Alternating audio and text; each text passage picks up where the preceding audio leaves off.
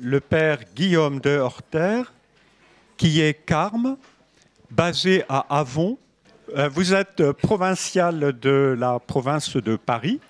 Voilà. Et je vous laisse donc le soin de présenter votre conférence. Merci. La scène de Gethsémani est dans la vie de Jésus une scène mystérieuse, à la fois attestée par les trois évangiles synoptiques en des termes convergents et évoquée par ailleurs dans l'Écriture, des textes comme Jean 12, 27-28 ou l'Épître aux Hébreux, chapitre 5, versets 7 à 8. Cette scène de Gethsémani est paradoxalement peu présente dans les lectionnaires liturgiques qui ne la racontent qu'au cours du récit de la Passion du Dimanche des Rameaux, récit programmatique de tout le Triduum pascal. Toutefois, le jeudi saint, à l'issue de la célébration de la scène, la prière du reposoir lui donne chaque année un relief tout particulier.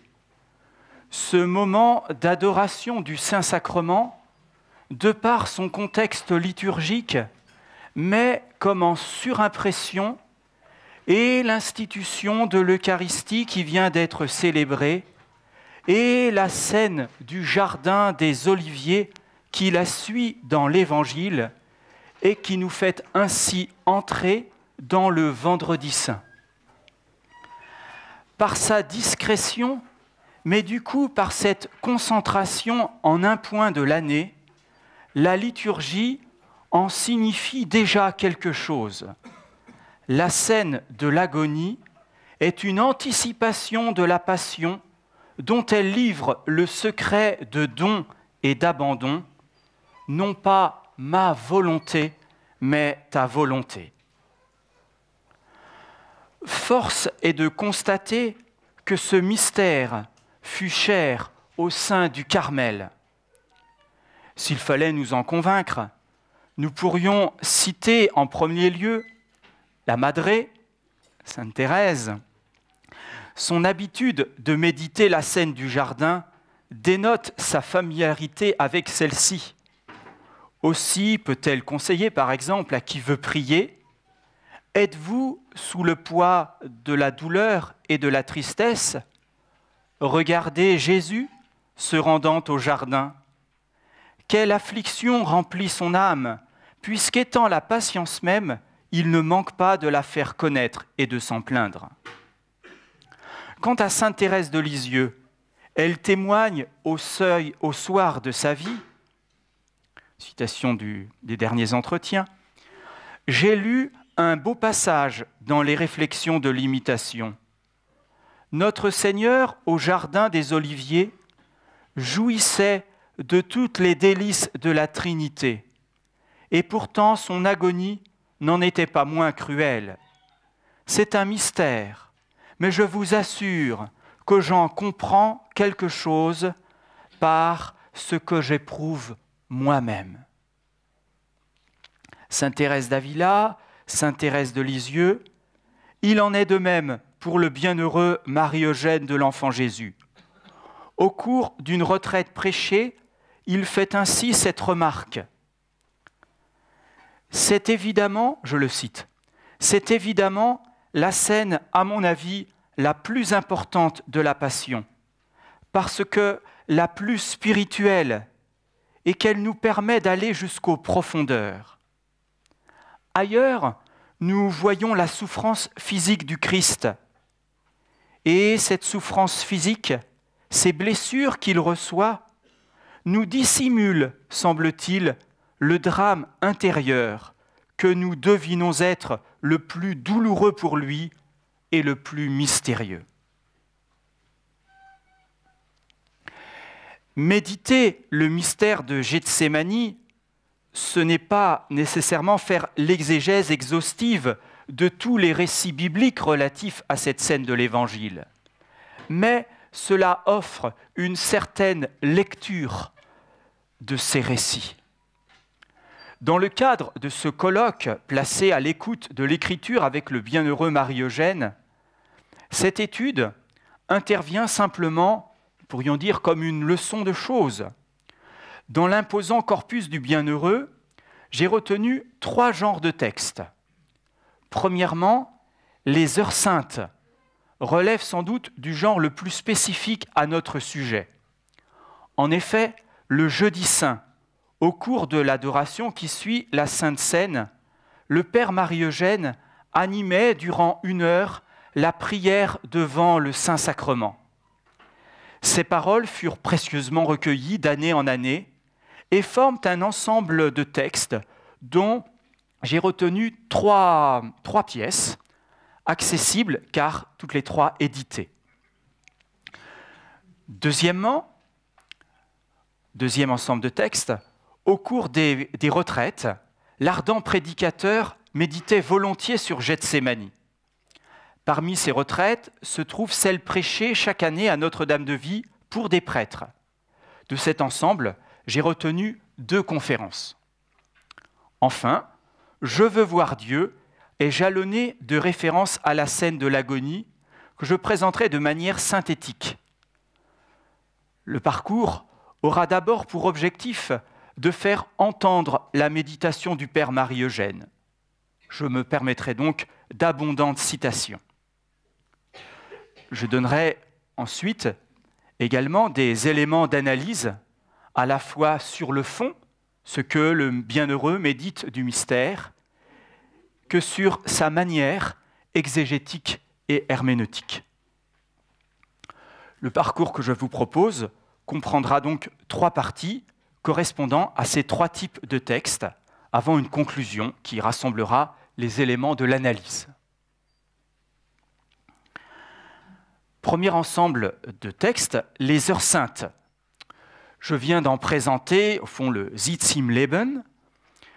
J'ai sélectionné les heures saintes de 1961, l'heure sainte de 1961, de 1962 et de 1966.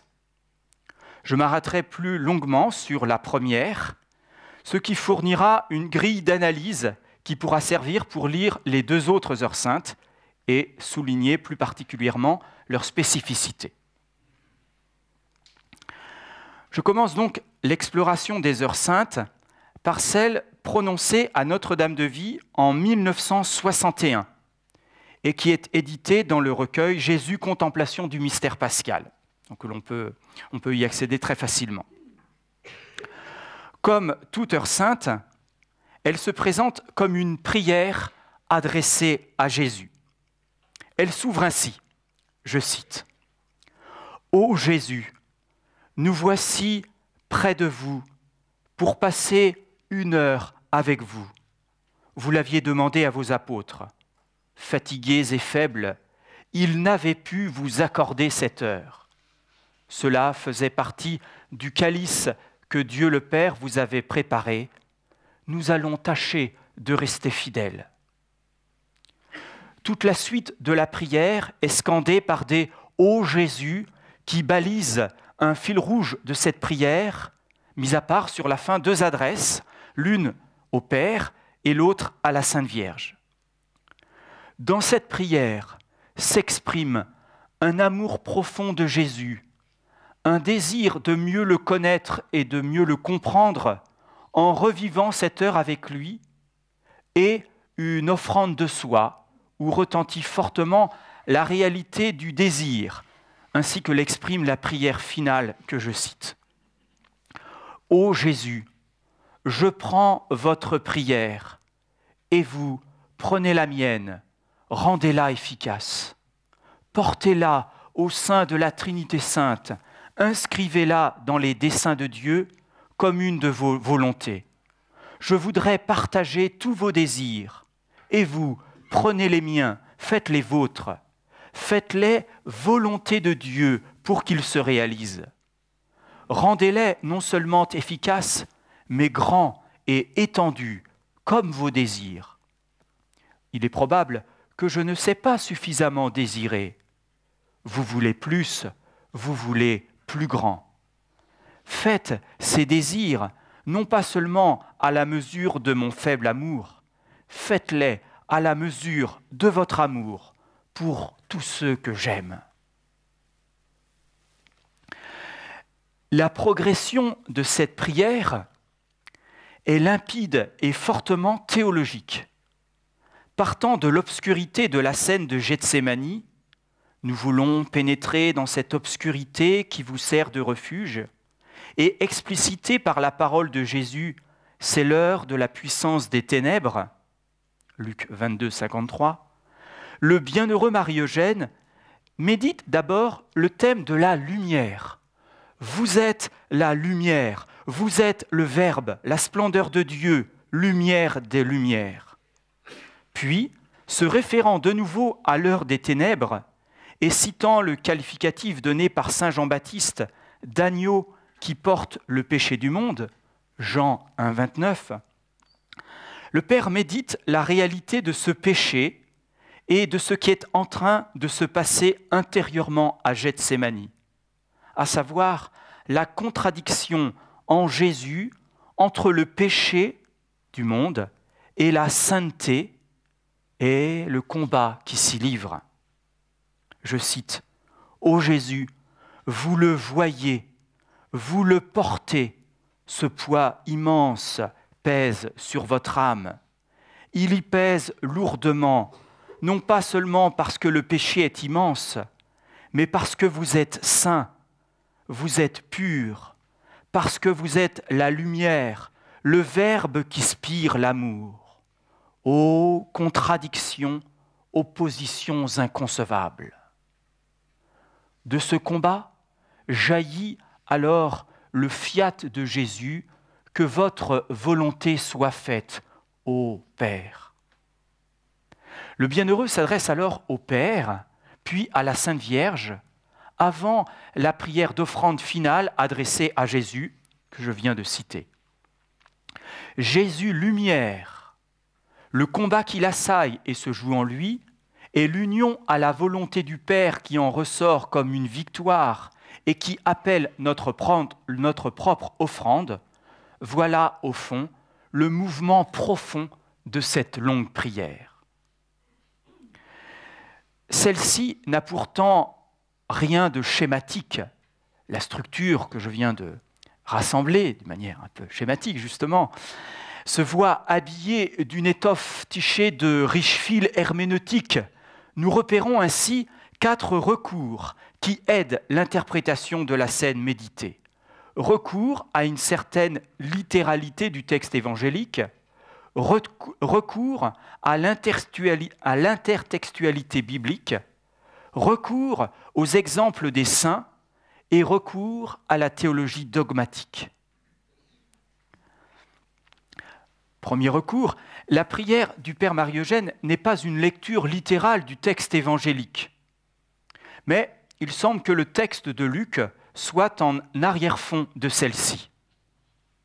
Certains indices de cela, comme indice de cela, de ce qu'il me semble que c'est l'évangile de Luc qui est en arrière-fond de sa méditation, on peut citer l'évocation du jet de pierre, Luc 22, 41, des sueurs froides, Luc 22, 43, de la volonté de Jésus, Luc 22, 41, alors que les évangélistes Marc et Matthieu écrivent non pas ce que je veux, alors que Luc parle de la volonté de Jésus. Autre indice, l'heure des ténèbres, Luc 22, 53. L'évangéliste Luc établit aussi un lien clair entre la scène des tentations au désert avec celle de Gethsémani, Luc 4, 13. Ayant épuisé toute tentation, le diable s'écarta de lui jusqu'au moment favorable. Le Père Marie-Eugène se réfère explicitement à ce lien entre les tentations et la scène de Gethsémani pour bien montrer que la scène de Gethsémani est une scène de combat et de tentation. Je le cite.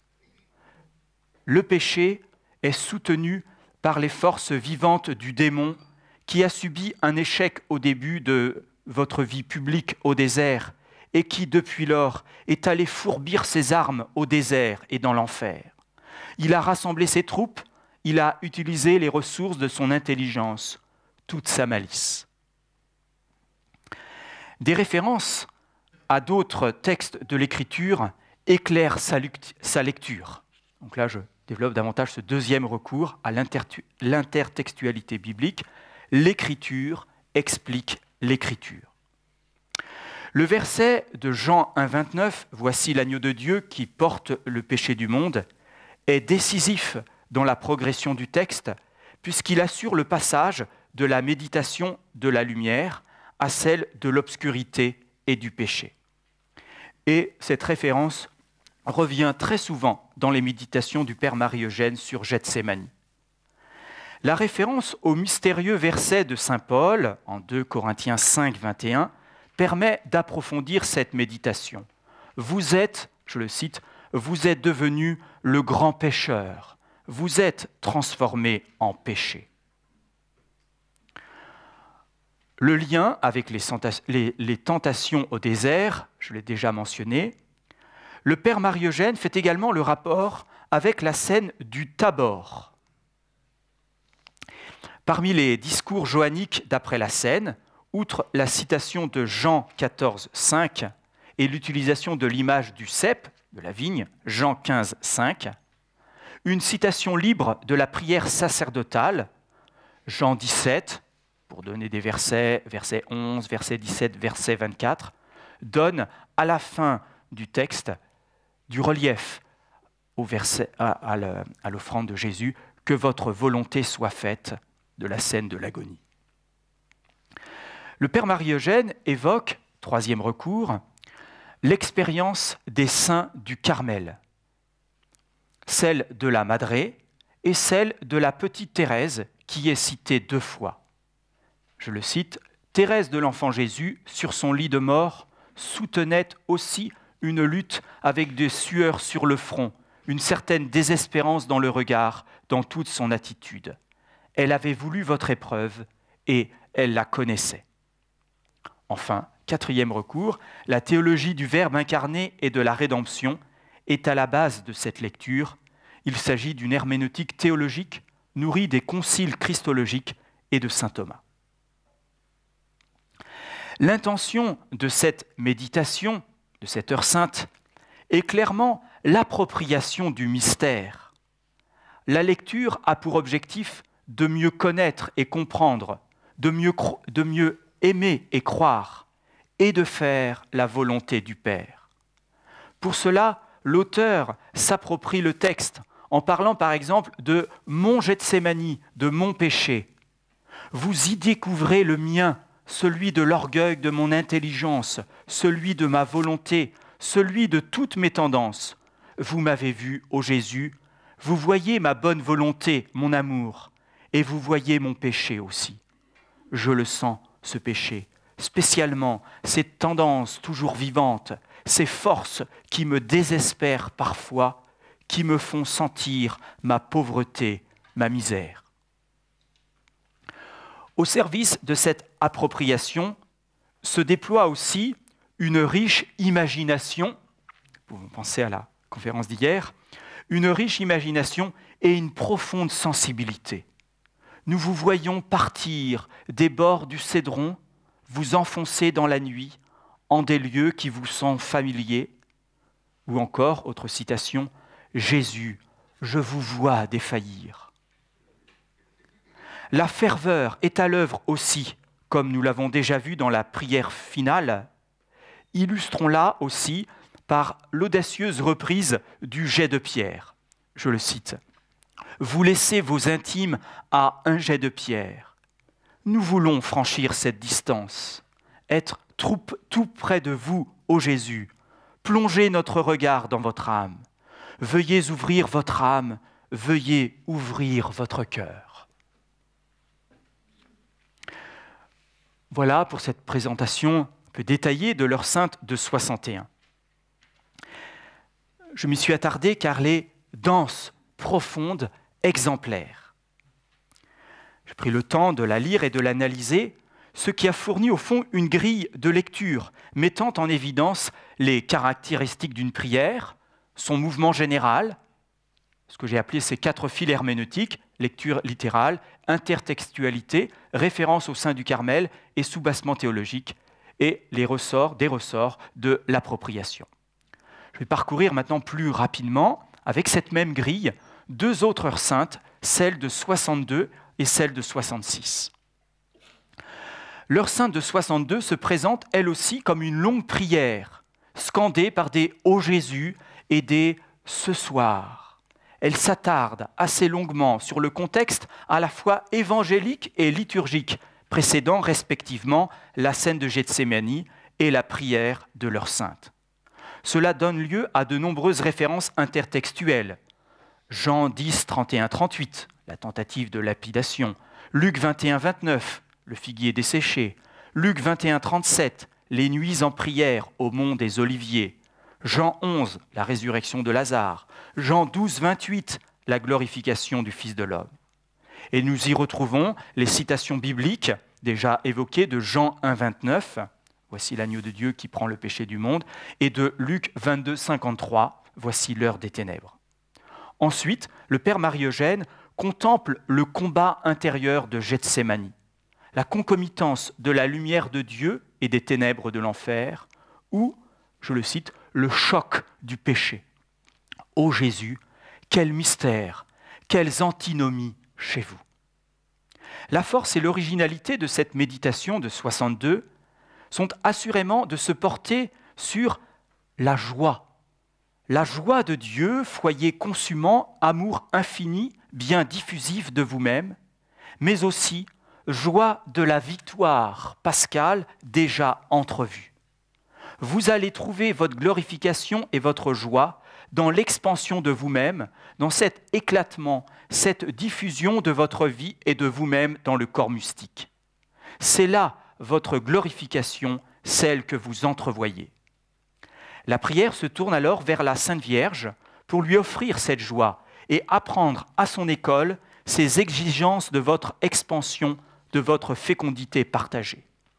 De nouveau adressée à Jésus, la prière continue de contempler la joie de ce triomphe et de cette glorification qui ont leur point final dans la Trinité sainte et qui contrastent avec la tristesse de Jésus.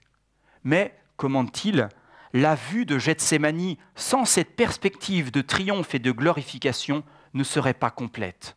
Vous vous êtes incarné au Verbe de Dieu pour la rédemption, et cette rédemption est faite pour l'Église. C'est là le chef-d'œuvre, le but final. La prière ne s'appuie...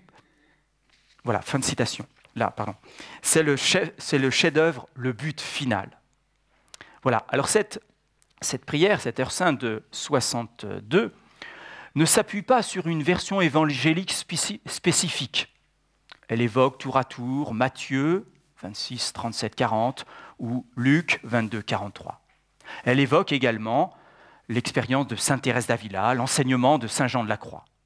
L'appropriation de la scène de Gethsémani se réalise au cours de cette prière grâce à une imagination vive et sensible qui, en particulier au début de la prière, prête attention aux divers personnages qui côtoient Jésus, les amis, la Sainte Vierge, les saintes femmes, la foule, et grâce à une foi, une ferveur intense. Il s'agit de revivre la scène pour consoler Jésus, participer à sa victoire, être dilaté dans sa foi et entrer en profondeur dans le mystère. En 1966, la prière de l'heure sainte, toujours adressée à Jésus, veut le connaître et être connu par lui. Ô Jésus, nous passons ce moment auprès de vous. Nous savons bien que c'est l'heure des confidences, heure pendant laquelle vous parlez volontiers de vous, de ce que vous êtes, de vos sentiments. Vous nous parlez de nous aussi, de ce que nous sommes pour vous. Nous venons pour que vous nous instruisiez, pour vous connaître davantage afin de vous ressembler. Nous voudrions surtout vous entendre prier pour savoir prier comme vous, avec vous. Elle commence par une sorte de dialogue contemplatif, alternant les affirmations de la foi, vous êtes le Fils de Dieu, vous êtes le Christ, vous avez pris une humanité, et des affirmations de foi. Nous le savons, nous croyons en vous. La prière sacerdotale, Jean 17, est alors introduite. Vous voici maintenant presque au terme de votre voyage ici-bas. Vous allez résumer votre mission, vos désirs pour l'avenir dans une prière. L'apôtre Jean l'a enregistré, cette prière, sous l'action de votre esprit. Permettez-nous, ô Jésus, de retrouver cette prière, de la faire avec vous. Sa méditation, verset par verset, va se poursuivre jusqu'à la fin de cette heure sainte, portant sur la glorification du Fils, puis sur l'Église. Ô beauté du corps mystique du Christ, de la plénitude du Verbe incarné, de la beauté parfaite de l'Église, telle que Dieu l'a lue. Nous retrouvons là ce thème de la joie et de la destinée ainsi entrevue, comportant l'union, l'unité. C'est alors qu'avec le monde, la réalité du mal, le démon, la douleur, tout cela est médité, nous ramenant ainsi à la scène de Gethsémani qui inaugure la suite de la passion et le sacrifice offert dans le sang. En terminant, je cite le Père Marie-Eugène, en terminant, laissez-nous nous approcher de votre autel du sacrifice, de ces régions obscures, de cette grotte de Gethsémani où vous allez souffrir, où vous allez réaliser l'union. Je passe maintenant au deuxième ensemble de textes, les retraites sacerdotales. C'est donc un autre genre de méditation de Gethsémani, les conférences données au cours des retraites sacerdotales que le bienheureux prêchait chaque année à Notre-Dame de Vie. Dans le texte écrit, j'en ai sélectionné deux, celle de 1960 et celle de 1964, mais ici, faute de temps, je ne présente que celle de 1960. Elle porte sur ce que le Père appelle le tableau de Gethsémani. Il en pose les références évangéliques, en commençant par saint Marc, l'écho de Pierre, puis en lisant la version de Luc, qui ajoute un détail particulier que certains auteurs disent apocryphe. Les versets johanniques de Jean 12, 27, 28. Nous pourrions prendre, je le cite, « Nous pourrions prendre encore le récit de saint Matthieu, il n'y a pas besoin de cela, c'est suffisamment évoqué. » Comme nous l'avons déjà lu, notre prédicateur fait alors le lien entre la scène des tentations au désert pour souligner le rôle du démon. S'appuyant sur saint Thomas, il précise sa puissance sur les sens extérieurs, mais non sur l'intelligence. Et il peut alors décrire Gethsémani comme l'affrontement de deux esprits dont nous avons déjà rencontré certaines descriptions dans les Heures saintes, mais ici il se fait plus théologique, je le cite. Tout le drame de Gethsémani va être constitué par le fait que Jésus est homme-dieu. Il jouit de la vision béatifique, que la divinité qui est en lui le pénètre de lumière, de pureté et d'amour, et qu'en même temps, le démon pourra agir sur certaines de ses puissances, les puissances inférieures, et faire sentir son poids à cette partie de l'humanité du Christ. Quel poids ? Le poids de ce qu'il est, le poids de la haine, le poids des ténèbres, le poids du dégoût qu'il inspire, de la haine qu'il respire, le poids de sa présence, le péché. Devant l'agneau de Dieu qui enlève le péché du monde, le Père Marie-Eugène contemple Jésus en prière, prière d'abandon, qui demeure toutefois mystérieuse. Je le cite. « Nous ne savons pas, Gethsémani est un mystère. » Après avoir affirmé cette action du démon, cette action de la haine, cette action des ténèbres sur notre Seigneur, puis après avoir reconnu que c'est là ce qui constitue vraiment sa souffrance faite de ce contraste, de cette opposition, nous ne pouvons guère aller plus loin. Par contre, il convient de scruter le poids de souffrance de Jésus à Gethsémani, ce que montre la scène de la prostration face contre terre, avec le détail de la sueur du sang que le bienheureux éclaire avec une référence à Jean de la Croix et à un verset de l'Écriture, Isaïe 63, 2.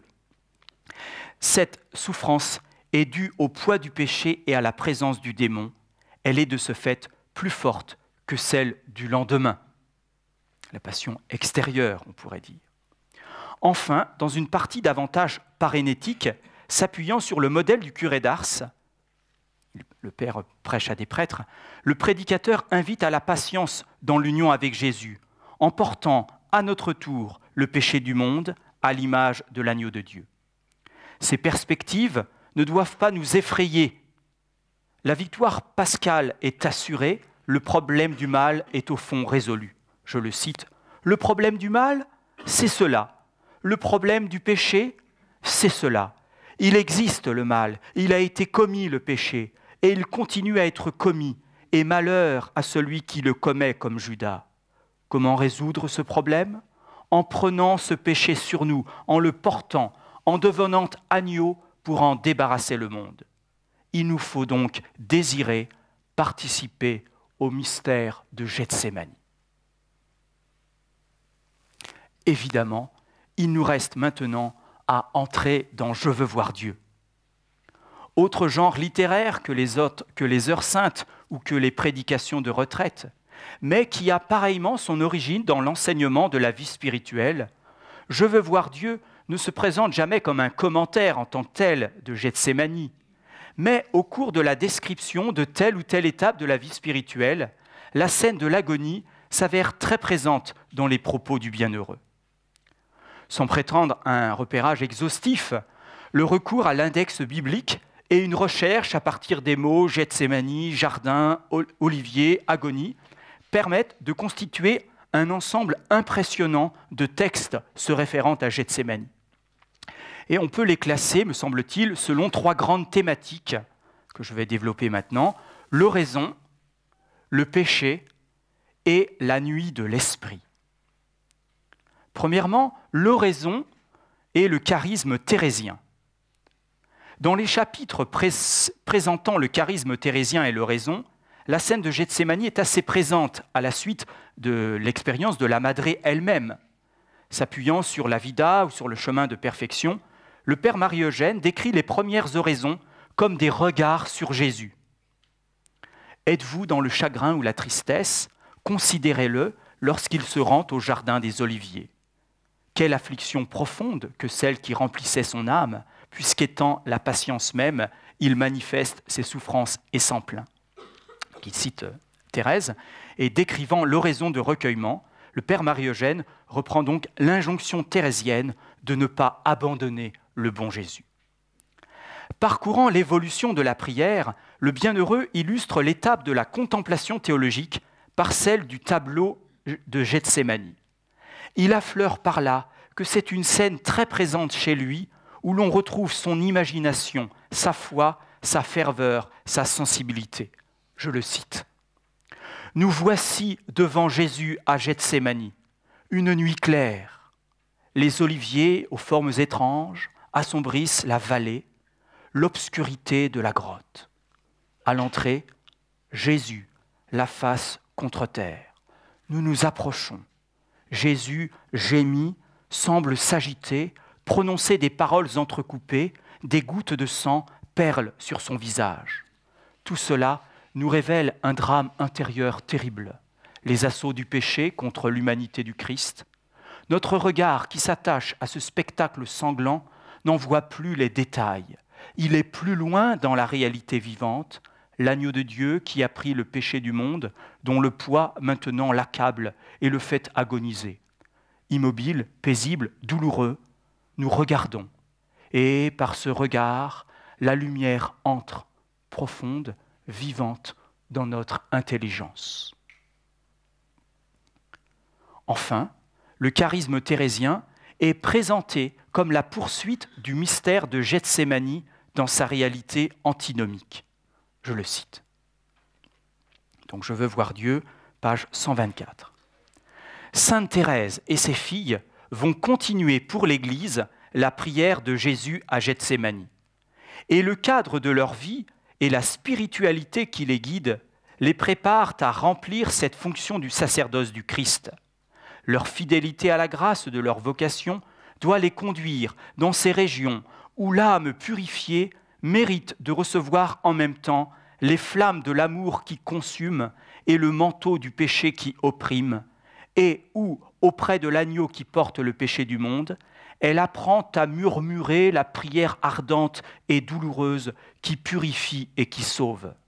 C'est ainsi que sainte Thérèse de l'Enfant Jésus, à la fin de sa vie, baignée dans les flots de la miséricorde divine qui la pénètre et l'environne, mange le pain noir de l'incrédulité moderne en supportant des tentations douloureuses contre la foi. Cette prière, hautement contemplative et éminemment efficace, est la première forme de l'apostolat thérésien, le premier but de la spiritualité thérésienne. Deuxième ensemble de textes autour du péché. Pour méditer la réalité du péché mortel, la scène de Gethsémani en manifeste toute l'horreur. La citation assez longue de « Je veux voir Dieu », que je vais maintenant vous lire, reprend de manière saisissante beaucoup d'éléments déjà rencontrés de la méditation du bienheureux sur la scène du jardin. Donc je fais la citation et on va pouvoir retrouver des choses déjà rencontrées dans les heures saintes en particulier. Je le cite donc, page 149-150. La foi offre un spectacle vivant et douloureux qui étale horriblement la puissance du péché, celui de l'agonie de Jésus à Gethsémani. Jésus était venu ici-bas pour nous délivrer du péché en le prenant sur lui.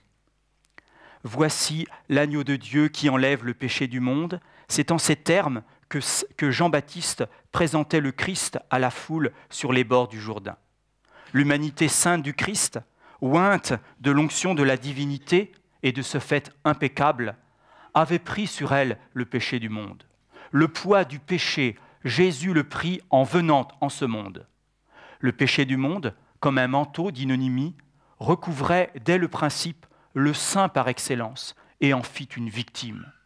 Entre les flots de lumière et de bonheur qui lui venaient par la vision béatifique de la divinité qui habitait en lui corporellement, et le lourd fardeau d'inonymie qui l'enserrait, le Christ Jésus cheminait vaillamment et s'en allait vers sa passion.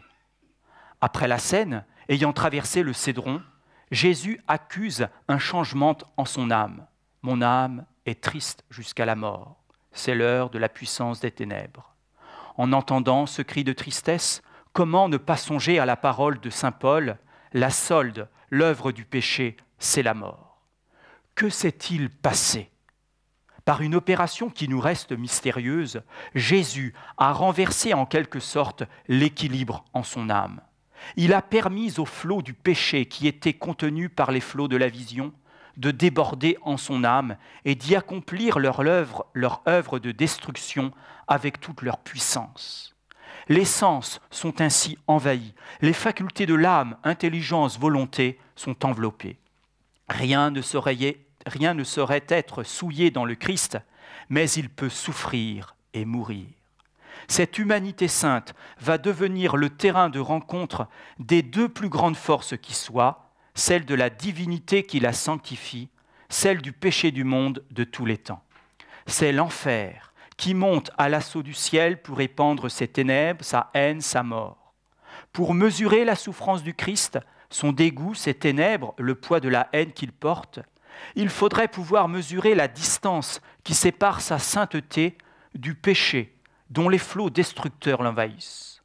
La souffrance est dans le contraste et dans la vigueur avec lesquelles ses forces s'étreignent, la sainteté étant passive, la haine paraissant avoir seule le droit de lutter et de détruire. C'est l'heure de la puissance des ténèbres. Jésus, qui sans faiblir avait porté le poids de la divinité, tombe à terre, gémit, répand une sueur de sang sous le poids du péché. Son humanité eût succombé si Dieu n'avait envoyé un ange pour le soutenir et lui assurer la force pour franchir toutes les étapes de son sacrifice. Plus éloquemment que tous les discours et toutes les visions, le drame de Gethsémani dévoile la puissance destructrice du péché. Troisième ensemble du texte, du « Je veux voir Dieu », troisième ensemble de textes que j'ai sélectionné dans « Je veux voir Dieu », dans les pages consacrées à la nuit de l'Esprit, la méditation se fait plus profonde encore. Elle se déploie dans plusieurs chapitres très denses de « Je veux voir Dieu ». La description de la nuit de l'esprit qu'elle donne en est une lecture christologique qui offre un modèle pour la traverser. Je cite, page 762-763. « La nuit de l'esprit est un véritable drame. Pour en éclairer l'horreur et en expliquer la fécondité, il faut le rapprocher du drame de Gethsémani qu'il prolonge. Gethsémani vit la collusion de la pureté de Dieu et du péché du monde dans l'humanité du Christ qui allait porter ce double poids. Cette humanité sainte y fut écrasée, brisée, anéantie. Quelques plaintes aux apôtres, des gémissements dans la nuit, la sueur de sang, laissèrent deviner l'horreur du drame silencieux et profond qu'enveloppait l'obscurité du mystère. Et cependant, le rachat de l'humanité, la naissance et les développements de l'Église ont révélé la qualité de la victoire remportée par la patience du Christ en ce combat. La nuit de l'Esprit est une participation à cette souffrance et à cette victoire du Christ.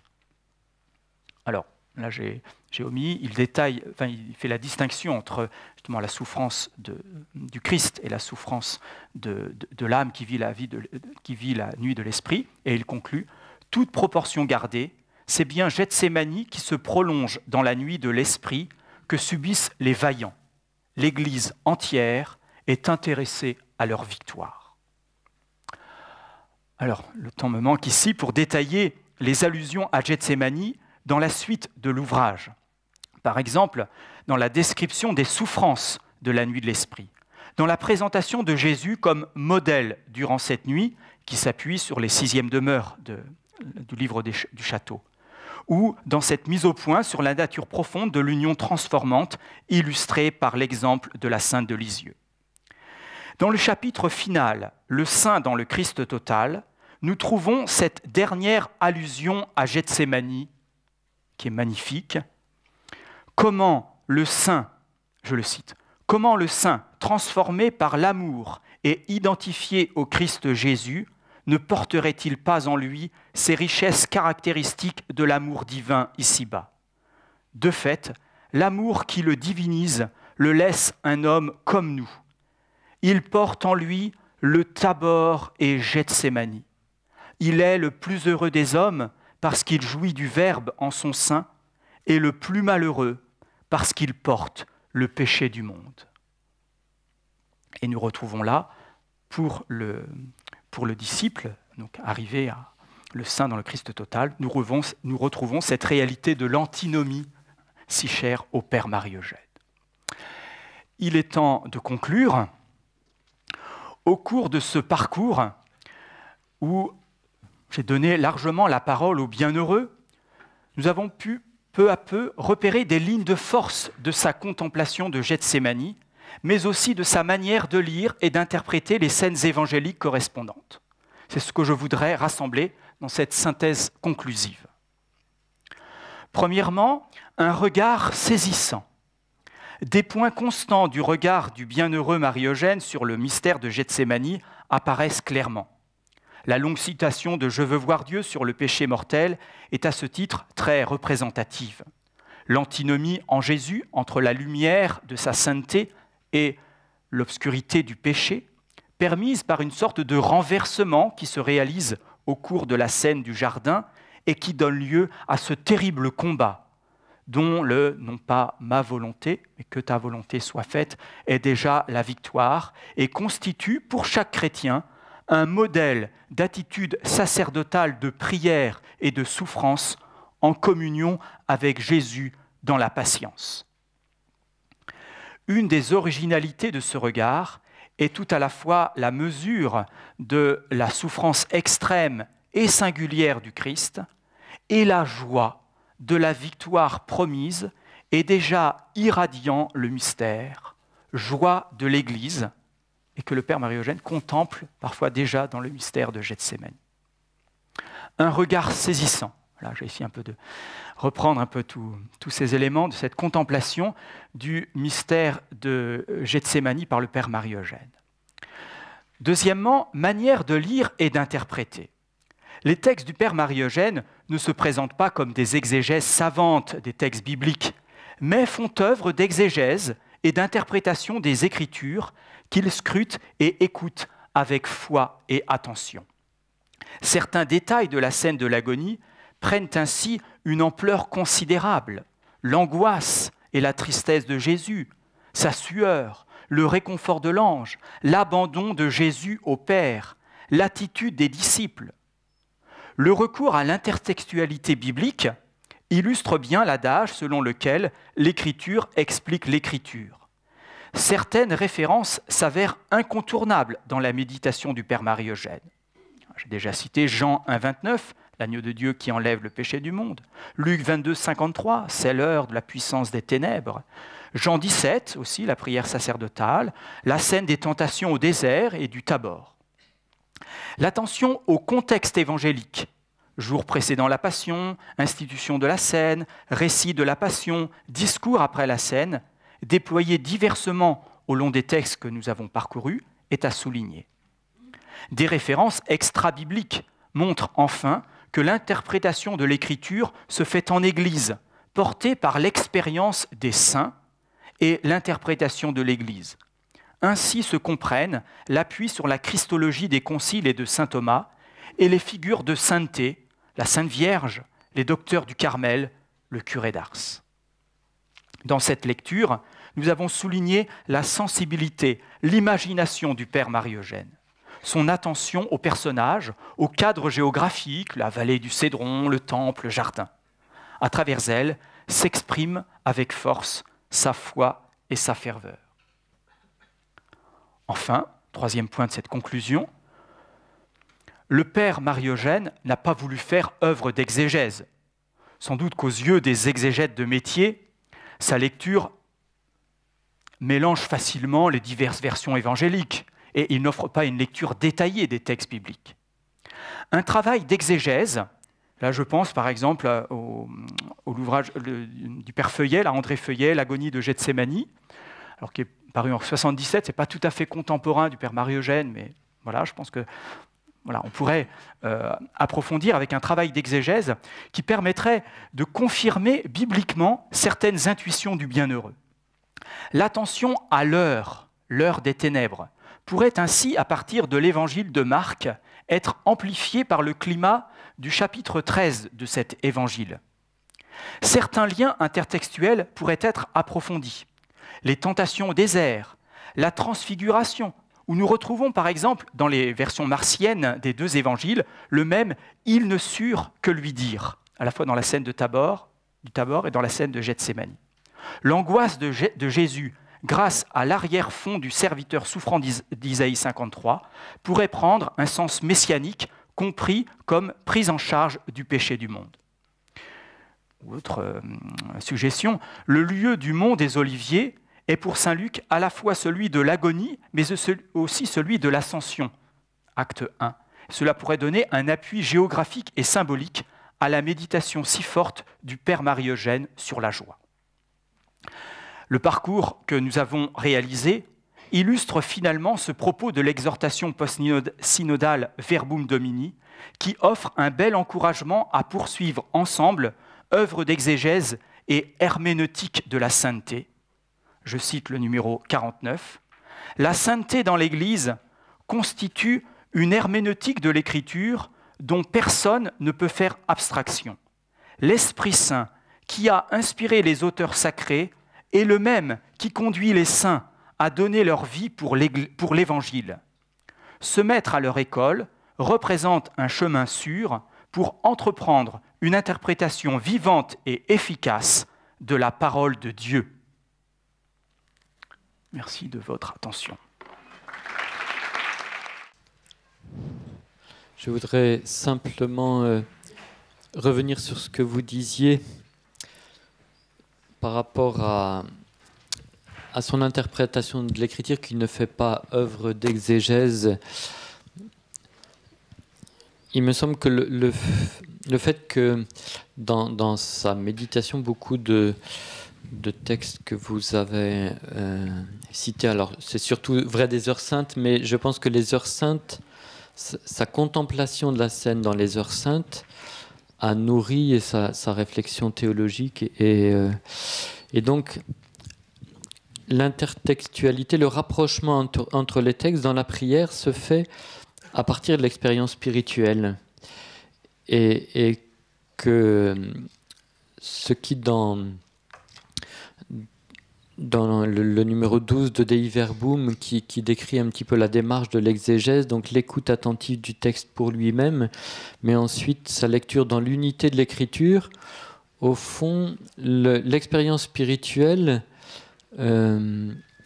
écoute l'écriture dans son unité parce que toute l'écriture éclaire l'expérience spirituelle. Et donc l'intertextualité, la lecture intertextuelle, elle se fait à partir de cette expérience.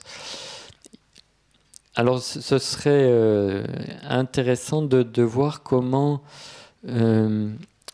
l'exégèse contemporaine retrouve le sens de l'unité de l'écriture. Je pense à l'exégèse canonique, mais aussi le sens des relectures à l'intérieur de l'écriture qui fait que on est plus sensible aujourd'hui à la cohérence de toute l'écriture, alors que peut-être il y a quelques dizaines d'années au temps où l'exégèse historique mettait en relief le contexte historique précis des textes, on avait plus tendance à les isoler.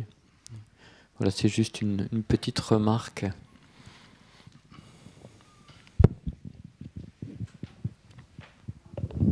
Merci. C'est une question, mais c'est peut-être que j'ai pas entendu en fait. Est-ce que vous avez parlé de Jean de la Croix?